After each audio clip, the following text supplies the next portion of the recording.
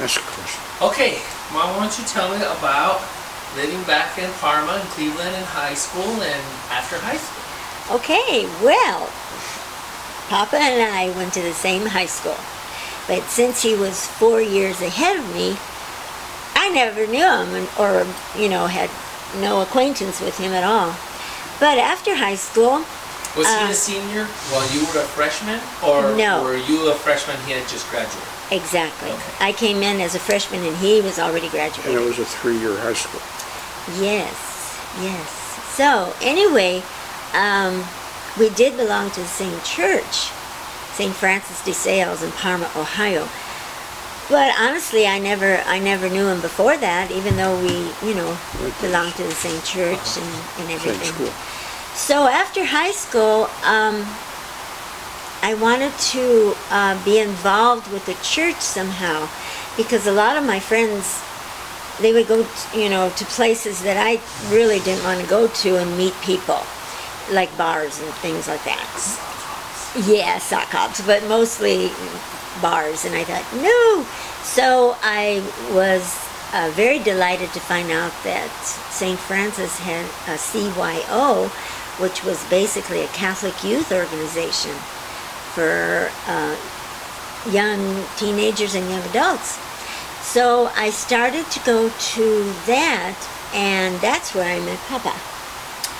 He was part of that group, and he was a few years older than I, so we really didn't, interchanged a lot, because he was, in fact, I think he was the president of the CYO. Vice president of the CYO. Anyway, there was this cute luau that we both went to. A luau? A luau. Yes, it was a party. Backyard party. And everybody was dressed in their kimonos or whatever. It was a very big backyard. Yeah, it's very big, but it was fun. It was a lot of fun. They had a forest behind their house. Whose backyard?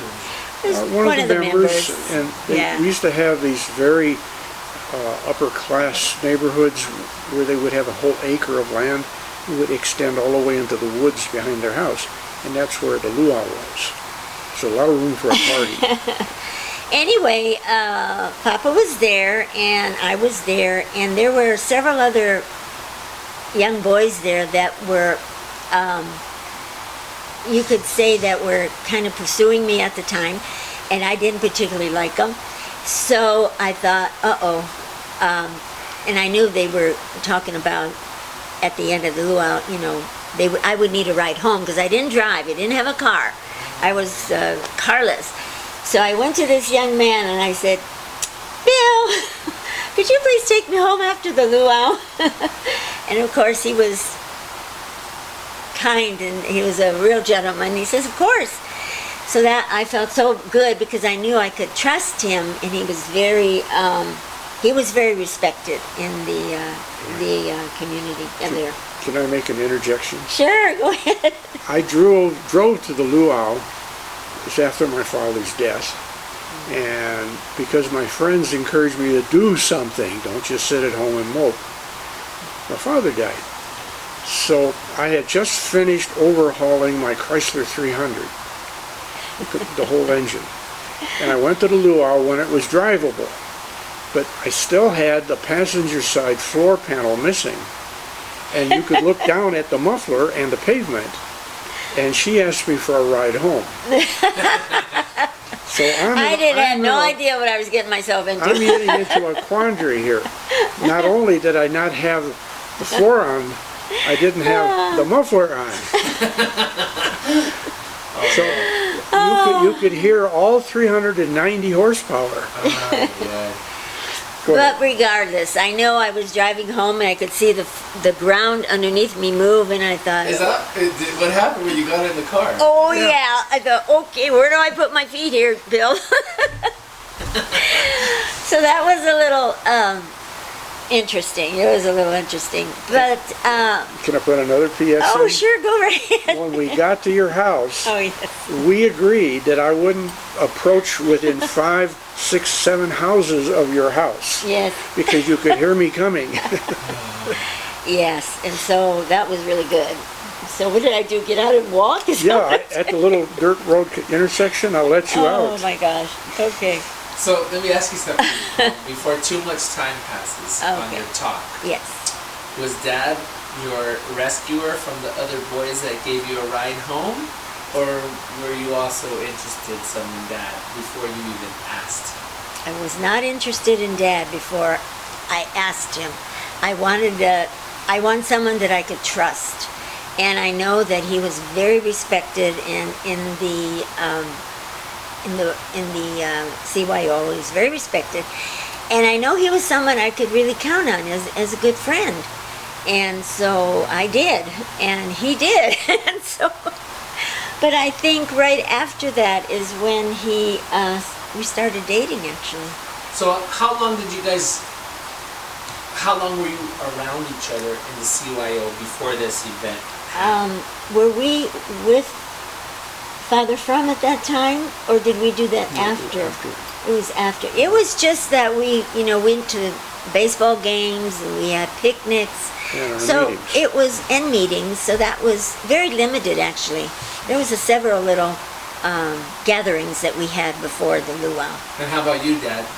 What did you think about Mom? Did you know anything about her, or did she stand out? Well, I to you? knew that she was part of the club, and our club was very little of it was meetings. It was mostly all of our social activities. We were Yeah. very busy. We had a baseball league, we bowled, we had parties, we took instructions together, and the club was very active, and it has a very serious side to it as long as the social side to it. But it was mainly that they would meet people of your similar background. That's what it was all about. Yes. But you got to remember that our hometown was like 80% Catholic, but a lot of the Catholics didn't act like it. But So- ethnically, Yes. the most of the people were Catholic or Eastern Orthodox. We had a lot of Eastern Orthodox people in our hometown. So we had, religion was not a problem. It was how you practiced it. Yeah. So this Or- was or something if that you practiced Right, it.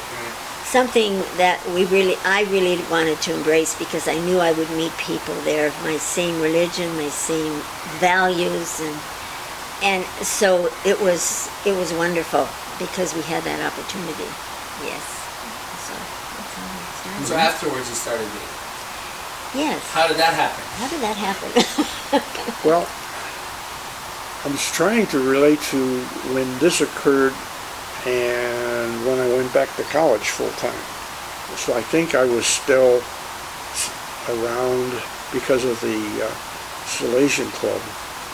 And when I went off to college, it was very nice to have a sweetheart. And we corresponded by letters. We didn't have any smartphones or anything like that. We had letters. So we would, it was like a pen pal type of a thing. So we would communicate that way. Yeah, because every house had a phone, but not every person had a phone. This is hard to comprehend nowadays. So when you talk about writing letters, was that a daily thing, a weekly thing? No, I think we did it probably weekly, was it? About weekly, I would say.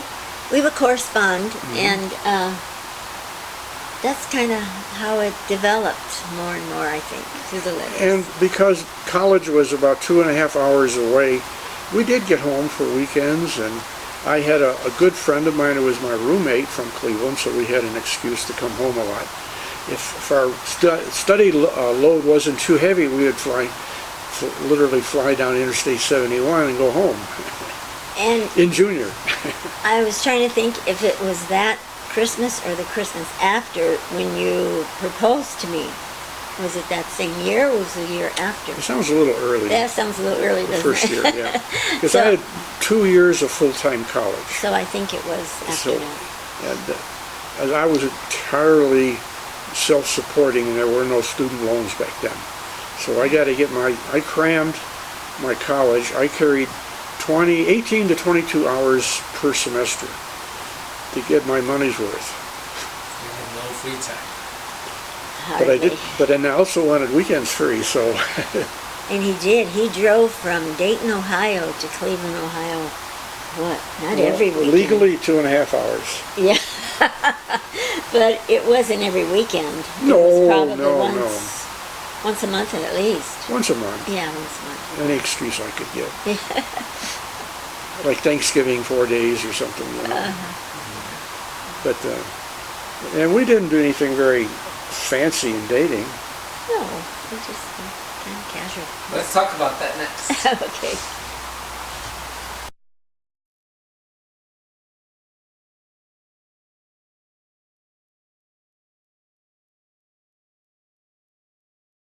Okay. At the Parma bowling alley, right Yeah. down the end of your yeah, street. at the end of my street. So once you guys were dating, tell me about that. Like, how was that? Well, at first it was mostly just group dating with the club, and I remember there was another gal that was really interested in Bill. Yeah, and she was beautiful, tall and gorgeous, and I don't want to say her name, but anyway, it sounds like Jerry because her name was Terry. But she really liked Bill, and I don't know if you dated Terry or not. Did you? A little. Ooh, maybe I could find out a few things. Anyway, yeah, so I was just my little old self, and I was working at the bank at the time, at Women's Federal. I was a teller, so I had a wonderful job. I enjoyed the people, enjoyed the business, and it was great. One of the things I really loved, it was right next to St. Charles Church, Catholic Church. So often at lunchtime I would get over and just, pray and be quiet with the Lord. And so that was a real blessing. But as far as, I remember us going to the movies. We went to the movies with the Sulaks. And I told him, I remember he told me to see West Side Story, but he doesn't remember that. But we did. And I remember sitting in the balcony, and it was the first time we saw West Side Story, and I love musicals, so Papa just tolerated it. Right. But we did a lot of dating with Bob Sulek and his wife. to-be wife, Marianne. Marianne, yes. So we were like two couples that we did a lot together. And he was my roommate in college. Yeah, we went to the beach. Remember, we went to the beach once. We went to the Euclid Beach, right? Yeah. And it was fun. but Bob was about a year or two older than I, but he had some health problems, and he probably had 150, 160 IQ. He was the smartest guy rolling around, and he was a member of the Salesian Club. Yeah, so it was neat. When he was very despondent, and I encouraged him to come to the University of Dayton, and we could room together, and that lit him up. Wow, he would be supportive. He had transportation because he didn't, and he was from a family that was in a very poor part of Cleveland that later burned down when they had the riots. It was mostly black neighborhood, and they were a fatherless family. You know how that goes. They were just barely clinging to the house that they lived in.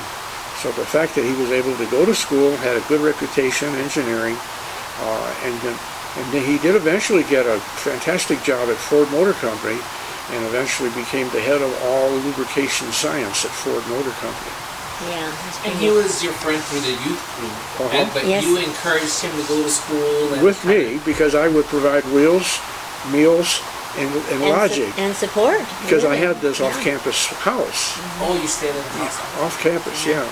Did you ever go to the campus one to visit? Yeah. Yes, Marianne, Bob Sulek's fiance at the time, I think even, we did.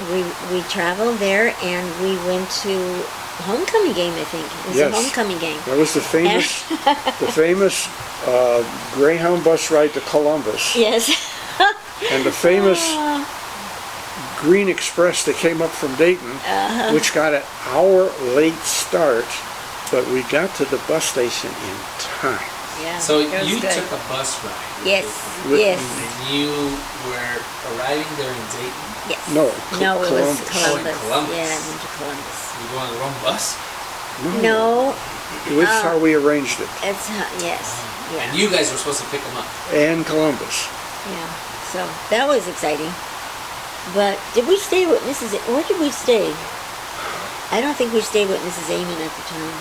It must I'm be not in sure the- where the two of you stayed. I don't Were remember. we on campus possibly? No, you No, we weren't. were on campus. I Okay. think maybe you slept over at her son Bob's house. They had two Oh. extra bedrooms. Oh, that could be, yeah. Anyway, yeah, that was fun. That was exciting. Yeah, for the video's sake, the black cross over our doorway is from Mrs. Amon's dormitory house. Yeah. She was a Pennsylvania Dutch, very religious, Catholic, German, Pennsylvania Dutch lady with the famous saying, like, throw me down the stairs in my hat, you know. But And that's who you stayed with?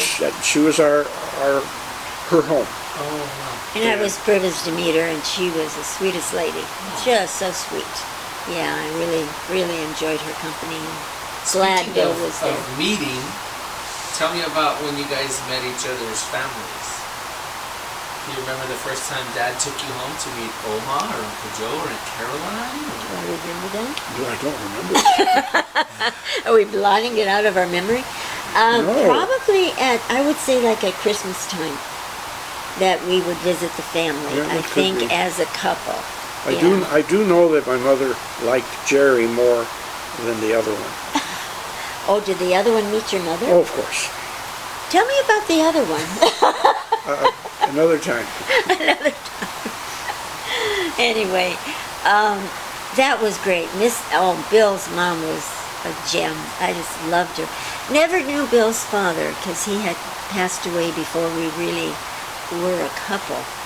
And, but heard a lot about him and just, I do remember, this is the oddest thing, I remember walking down State Road, which was our main road that our streets forked off of. I remember passing him on the sidewalk because there was this tall man, very handsome, gray hair, good looking, and that vision of him is still in my memory. So I know I did, although I never met him personally, we did cross paths that way somehow. We did, and I remember that very well.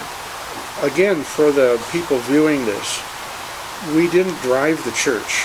Everyone walked as families. Yes, we will. As families. The 6 or 7 blocks to church. And sometimes there would be 10 families in a row all coming along and crossing the street at the same time. It was very different than driving into a big parking lot. Now, I walked to church, and my street was a little further down from Our Papa's. street. But I did by myself because my parents didn't go to mass. They were Catholic, but they didn't practice. They had several issues that they were dealing with physically and emotionally at the time. So I did. I would walk to church every Sunday. Rain, snow, sleet, or hail. That's right. Took me about 20 minutes, Right. 25 minutes one way. And It was fun, yeah. was it the 9:15 Mass? High Mass, 6 candles, priest is wearing all the fancy garments, and we had a 82 voice men's choir, which is what I was doing at that time. Yeah. He was in the choir. So I had been in the choir about 6 years at that time. Yeah, and I didn't know you then. No. But once I got too big to be an altar boy, I joined the choir. But when I started looking down on the priests, then I joined the choir. Was that the Yeah. normal progression for? I think it was for a lot, yeah. The people that took their faith seriously were in the choir. Was there a lot of interaction with the church? There was a lot of volunteerism and people doing things? Yes and no. Altar boy and choir was about all you could do to participate in Mass back then. This is still the days of the Latin Mass. And so, outside of reading your missal and standing and kneeling at the appropriate time, all you did is listen to the music because you had no idea what was going on up in front. You just mumble, mumble, mumble, and ding-a-ding-a-ding, and genuflect, and all that kind of stuff. And it was, so people kept busy reading your missalette, which became a fashionable thing to do, which was better than examining what Mrs. Smith was wearing.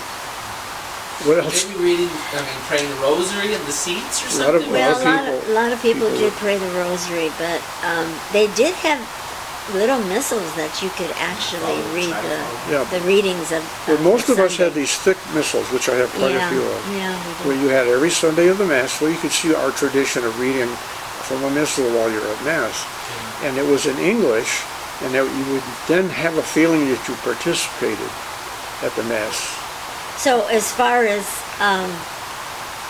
women at the time, you couldn't do anything because they didn't have lectors. You didn't have the ministry to the church like they do today. You had the boys that were all boys as altar boys, and then you had the men's choir. No ladies choir. No ladies choir even. So it was a little different. I wonder why you guys embrace the charismatic movement so much. Well, gave you a chance to be active. Also, why I'm a great fan of the English Mass. Yeah. Because I knew all the downside of the Latin Mass, which nowadays a lot of people try to glorify, but it was miserable back then. It was tough because, it was tough. And there was so many things that you had to do as an altar boy, just perfect. Because there was almost a ritual to everything that you were doing liturgically. And so it was quite different. It was very demanding, and the priests were very demanding. But anyway, so what did you do when I was singing in the choir on Sundays? Singing in the pews. Because everything we sang was in Latin. But our choir was diocesan-wide famous, so when the bishop would have a special occasion here or there, we got the invite to go there and sing the High Mass. Because it was a big choir, 4 parts with a professional organist, and we did have a very good organ in our church with windpipes and everything. And most of our organists had PhDs in music, so you can tell it was a high caliber organization.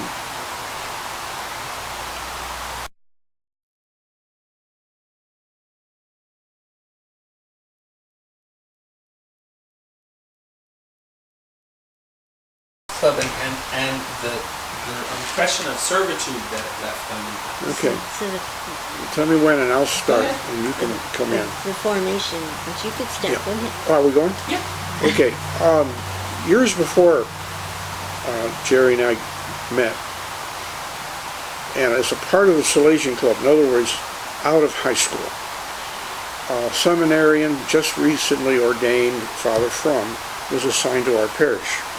And we've always had 5 priests at our parish, to give you an idea how big the parish was.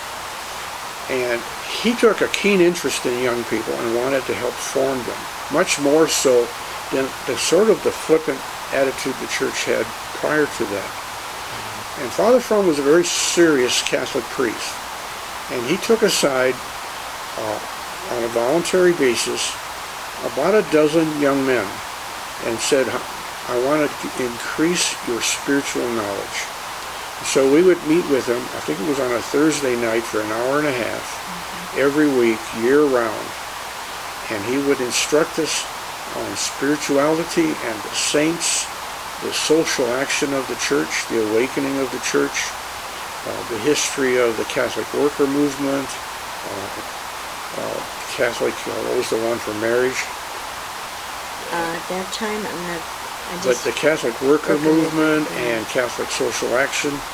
And we would study, we would read books, we would discuss, and we would go into these things. And we had these various levels: spirituality, social action, personal piety. And this was a serious thing that we did between about 12 of us guys that all were within 1 year of each other, coming all the way through school. So was this an organic thing that was happening there that started with him, with you With guys? him. Or it wasn't like some program that was No, being it was with him, it was his initiative. And so we were developing our Christian awareness in life. It wasn't just, and accidentally I'm Catholic, and So I have to you do were something really on Sunday. deepening He wanted us to enter into fully Christian life and a relationship with God that was not very common at that time. So he had it 2 ways: a relationship with God and a relationship with those in need around you. And this is an awareness. So for at least 3 years, we were taking this class. And you know almost half the guys very well. That I went all the way through grade school, and most of these kids had enough money to go to Catholic high school. But we did this after high school. And some guys were in college, some guys weren't, some just working. But we all went to this class, and he was a very holy priest. and he would speak at our level, not I know more than you type of a person, and he formed us.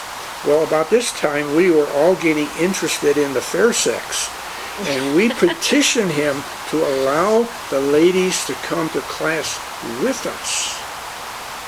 And I think eventually there were 7 couples that got engaged out of the Because 12 of guys. Well, Yeah, Yes. we had a, yes, And this is our inner circle of friends. yeah. oh, So I remember going to several of those classes with the group, and yes, they were very, very spiritual. They were beautiful.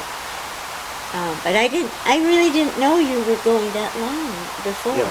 Oh wow, that's beautiful. So from that venue with Father, did you feel drawn into more service? Yes. And you and I started taking diocesan level classes Yes, I to remember. become religion teachers. And I can still remember taking her down to Loretto High School, Yeah. where she was getting her certificate to be an instructor in religious Yeah, subjects. I taught the high school girls for a while, and that was very challenging because I was just learning myself a lot at the time. But it was a good experience, and it kind of set a foundation for all those decisions we made afterwards. But see, we both had diocesan licenses to teach. Yeah, Had qualified, training. had the testing, and we were in that level and very, very much involved in Christian marriage. Yes. Because of all of us in our group were into this marriage thing. And so we started studying what was Christian marriage like, Christian family life, and there were international societies of this. And so we got involved with the teaching with that and everything. And for a little while we were going one wedding after the next, remember? For a time, right? But, there were 7 marriages out of 12 guys. And then 2 of them went to the seminary from that group. So it's an interesting background. And then, of course, Father Fromm married us, and you'll see him in our marriage manual. Photo album. Yeah. But he was a very, very pious priest, very serious. He took things very seriously, his faith, and he wanted to share it. But he wasn't pompous, if you know any teacher that knows everything. He was very interested in that we were growing in our faith. He was very That was- humble. Humble was a good word. so he was the priest that married you guys? Yes. Yes. Mhm. So let's talk about this. You guys are going to all these weddings. Where did yours fall into in that group? Were you the first, the middle, the last of that group? Towards the end of the 5, Yeah, probably towards the end, pretty much. because Ken and Fran, Bob and Mary Ann, what was that, the Sherman boy? Mm-hmm. And a couple others. It was like a whole season of marriages. and receptions and Yeah. marriage prep and everything. But it was a fun, really exciting period of life for us. And I was, before I went back to college too, I was already working at my job where I was already had a lot of responsibility at work, which was different than just learning how to do a profession. Which one was that? Which one? Well, remember I used to work in what was called a wire mill. Oh, And it was my job to install all the new processes.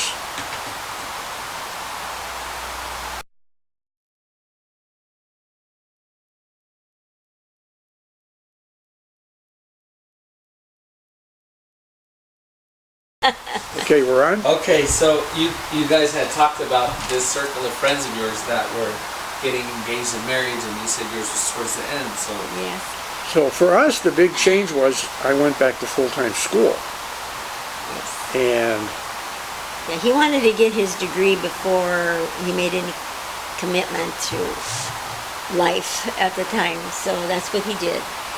But I think it was right before Christmas time when you came home, and I still remember you basically asked me if you would marry me in your car. It was in the car with the hole. No, I don't know if you had the hole yet. that was only one weekend. Okay. No, it was in the car, and you said that you would like to know if if you would be, if I would be your wife. And I looked at him and I says, well, let me think about it for a while. I didn't answer yes right away. Remember? No. Yes, I said, let me think about it for a while, because I really needed to make sure. I wanted to really make sure. Because I was coming to the marriage with a lot of baggage, and I needed to make sure that this was a solid, loving relationship that would last forever, basically. And it would be a relationship where I could love this man freely, even though I had a past that was very, very challenging and very wounded in some areas. So I did, and I think I prayed a lot and asked the Lord if this was the right one. And he did, and I finally did say yes. And I guess we were engaged that Christmas. How long was it between the time you knew you wanted to ask her and the time that you actually asked her? 1 semester. It was 1 semester? Really? Oh, Sure. that's cute. Was being away from her once you realized how much she meant to you? Yeah. So were you nervous? Oh, I was excited. You were excited? Yes. Did you know she was going to say yes? No, I didn't know that. But I knew one thing. My mom loved her. Oh. That's important. Yeah. Yeah, that is important. And I knew my parents respected you a lot. Well, that's good. Yeah, they respected you a lot. So I knew the families were okay with everything. It was important, right? At Yes. the time? Yes. Yeah. Here, that's To for make you. sure that your families were Yes. agreement with that? Yeah, so of course we wanted a church wedding. We wanted to do everything right. And so the families had to be accepted, and they were. Everything was beautiful. Right. And we even had a polka wedding. Hold on, before we get to the wedding. So, Dad, you had met Mom's parents already, right? Yeah. Do you remember that engagement, or do you remember eventually getting her to the house after you put the mufflers on your car? Well, it didn't happen that fast, but pretty soon her parents recognized the rumble out in the driveway, and I had come to get her for something. So, but, there was a familiar sight and sound. But I got along with her dad famously. yes, you did. And your mom, my mom too. But she was. Your mom is your mom. Yes. Your dad, we had a lot of nice chats smoking out underneath the veranda next to the porch. Yes. My dad their enjoyed a garage. pipe and cigars. They had a single car garage in the backyard, but it had a like porch. almost a little porch on like the a side porch of on it. the side. Yeah. And that's where he had us. Couldn't smoke in the house. No. So he would smoke and we would go out and chat, So what would you guys talk about? mechanical things. Because he worked at Standard Oil, right? He was a foreman, a shift foreman at Standard Oil at the refinery, gasoline refinery in Cleveland. And he mostly always had second shift, didn't he? No, he worked Rotating. 3 shifts, days, nights, and 3 to 11 constantly. So it was always, each week was different. Oh yeah, so But that he- was interesting. But he was Yeah, very mechanically savvy. Yeah. And so you and he got along well. And we even talked about his days in the cavalry. When he first came over, he was in, I think it speeded up his application for citizenship by being in the U.S. Army. Because apparently not long after he came over, he joined the cavalry and he was familiar with horses. He joined the Army, but he was familiar with horses. So the natural thing was they stuck him on the border of Texas in the 6th Cavalry out of Fort Clark, Texas, which is down by Del Rio. And the reason Fort Clark was there is they had this, oh my God, really good freshwater spring. And it was the Army tactics back then to occupy every spring in West Texas. That was a great strategy for Indian control.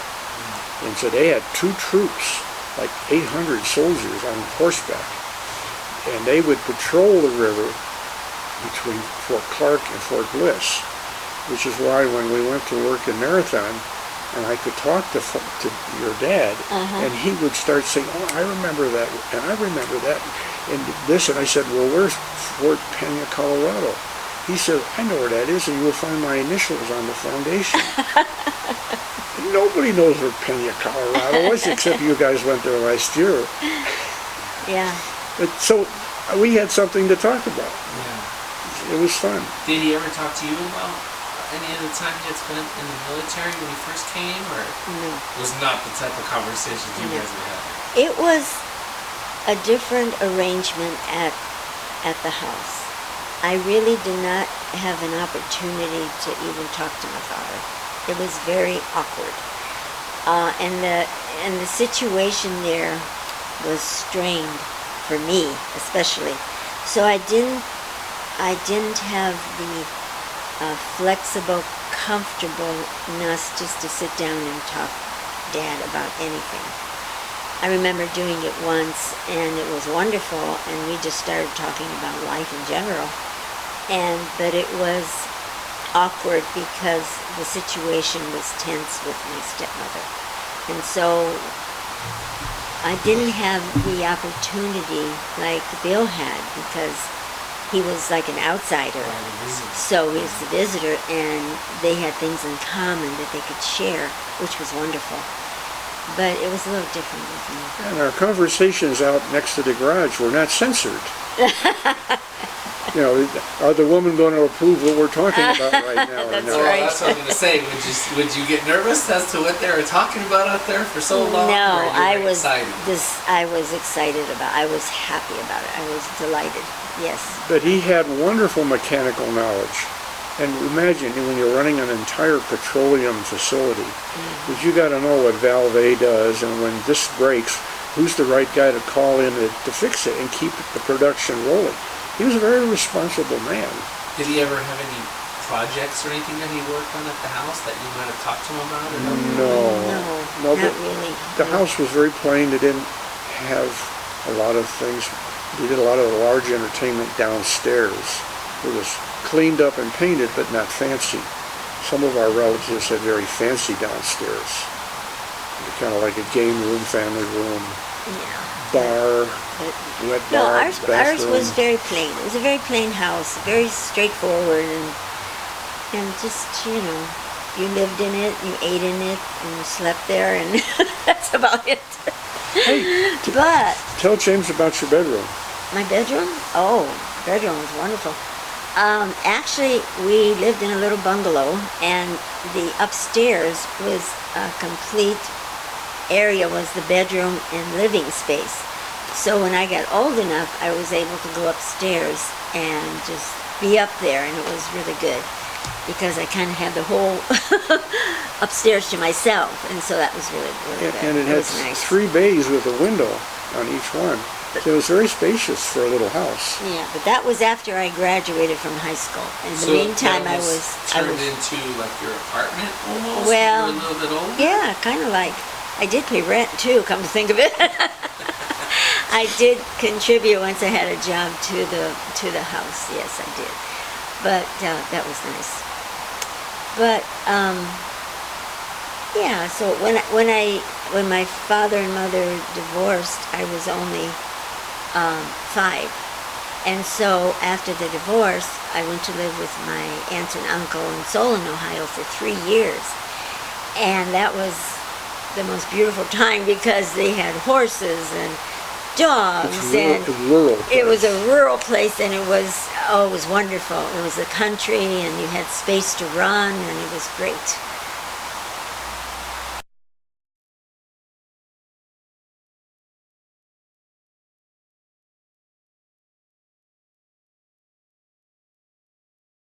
All right, Mom, you had talked about after your parents had gotten a divorce and how you went to go live with family somewhere else? Yes, actually we went to live with my aunt and uncle. It was the sister of my father. My father had custody of my brother and I. Ray, my older brother, we're 10 years apart. So he had custody of both of us, and we went to live with my aunt and uncle in Solon, Ohio. And it was the country, so it was so different from what I was used to growing up in the city. And also I had two cousins that were about 10 years older as well as myself. So we had two girl cousins and my brother and myself in this scenario household here. And of course my father still worked shift work, but attached to their house was almost like a little delicatessen beer joint, we used to call it. It was called the Last Roundup. And at the crossroads. Yeah, it was like at the crossroads. And so they would serve hamburgers and whatever delicatessen fare that they wanted. So that was really, really interesting. I learned how to horseback ride because my cousin had horses. I learned the different breeds of the dogs. They must have had 10 different hunting type dogs. So we had that going on. And since Carol, one of my cousins, she was in the marching band and she was a majorette. So she taught me how to twirl the baton.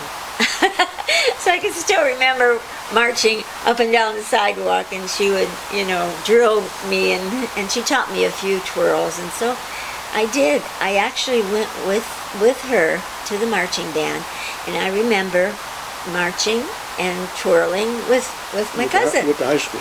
With the high school. And how old were you? I was like 6 years old, 6 or 7. I was about 7 years old. old. Mascot. Yeah, so I was about 7. But I also remember playing this, what do you call the cymbals? I remember playing the cymbals as well. It was a riot, but anyway. But that was so much fun, so much fun. And so I learned to really love the country and love horses. That was the joy of my life. But that only lasted 3 years, and then my father remarried. He remarried, and we moved out of the country. My brother and I, we moved back to Parma? It was Parma. It was Parma, Ohio. It was a suburb of Cleveland. And so that was a whole new experience for me because I had to learn. I learned how to obey. I learned how to obey really well. And my mother was a wonderful woman, but she was very strict. So she made sure that I knew how to clean the house. She wouldn't let me wash the dishes, but I could rinse them. But she wouldn't let me wash because she didn't think I washed good enough. We didn't have any dishwashing machine or anything like that. But she taught me how to clean. She taught me how to respect her. I would never, ever in my life talk back to her or my father, ever. So I was a pretty darn good kid. But as a result, I think it kind of made me turn inward a lot because I didn't feel I was able to share things that I could have shared, but didn't. So I was kind of like an introvert, I guess, growing up there. But I don't think I'm an introvert anymore. I think I'm a pretty good extrovert because I married an introvert. And two of us introverts will not work out. No. Well, I don't think you were an introvert. I think you learned that you didn't have a voice. Yeah, I didn't have a voice. That's a good one. Yeah, I really didn't have a voice. Oh, yeah, because my mother said, she should always say, children are supposed to be seen and not heard. And that's exactly what happened with me. Did she have any other kids? Yes, she had Wally and Marion, which were my stepbrother and sister, and they were also about 10 years older than I. So I was basically the baby of the family, but there was such an age difference that that there really wasn't that kind of a connection. They were wonderful. Both my sister and brother were awesome. They were loving and kind and just the best. Just the best stepbrother and sister that I could have. My real brother, my blood brother, he didn't stay in the family very long. He actually married young, and so he left the family unit and went. He on never his own. lived in Parma. He lived for about a year. That lived was in it. Parma, okay. Yeah, that was about it. But that was all. But it was nice to remember all that, and it was a fun time. And he's alive yet, living in Oberlin. Oberlin, Ohio. yes, he is, and It's a college town in Ohio.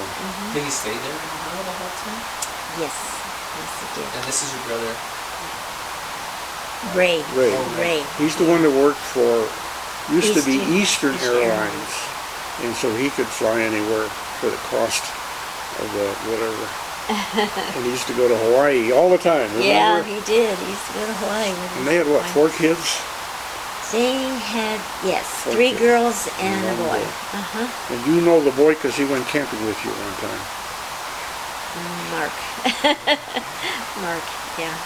So when you lived in Solon, what were like the sleeping arrangements? Did you have your own room or did you bunk with? Actually, it was a 2-story, and so upstairs they had made bedrooms.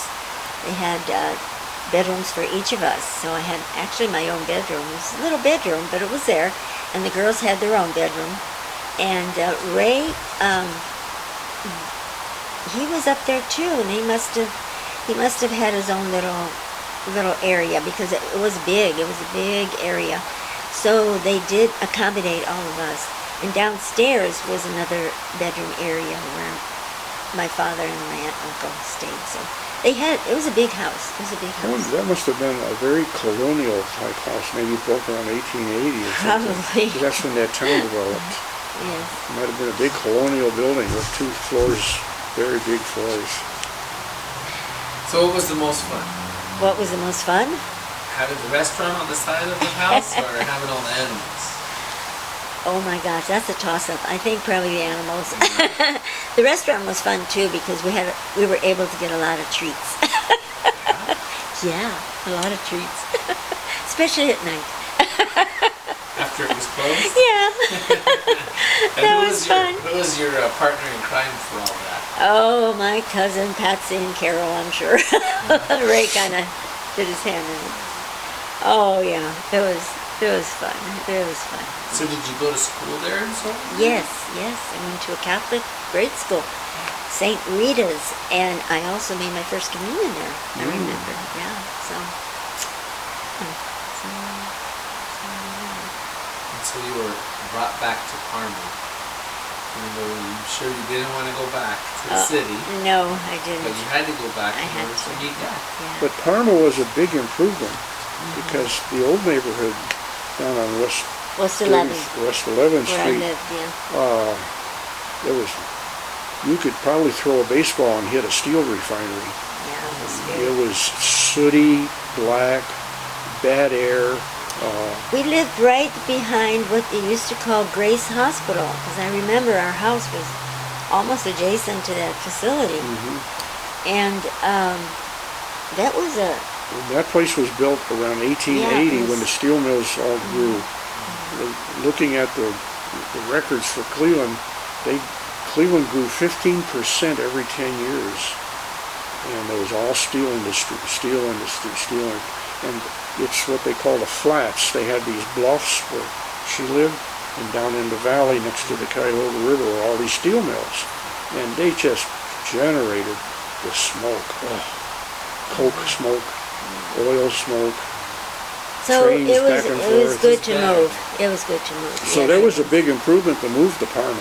Yes. And at what point of your life was there a bowling alley involved? Well, that was when we were a little older. Actually, my stepmom she and her first husband owned a bowling alley. On West 25th? Yeah, I think it was. Yes. And so she and her husband were in that business for quite a while. But when she was divorced and married my father. That was all sold, so it wasn't available at the time. But she was a great bowler. My stepmother was a great bowler, and I don't really remember bowling a lot as growing up, except when we got into the young adults group. And as a young mother, I used to bowl. I was on a league too, but that was when Freeway we were lanes. married. Here in El Paso. Here in El Paso. Yeah. So. Okay, well we can cover all that then. Okay.